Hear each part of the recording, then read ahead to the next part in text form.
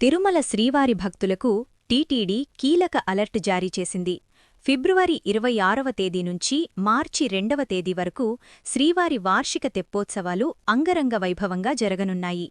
ఈ నేపథ్యంలో భక్తులు ఎటువంటి అసౌకర్యానికి గురికాకుండా అధికారులు కట్టుదిట్టమైన ఏర్పాట్లు చేస్తున్నారు.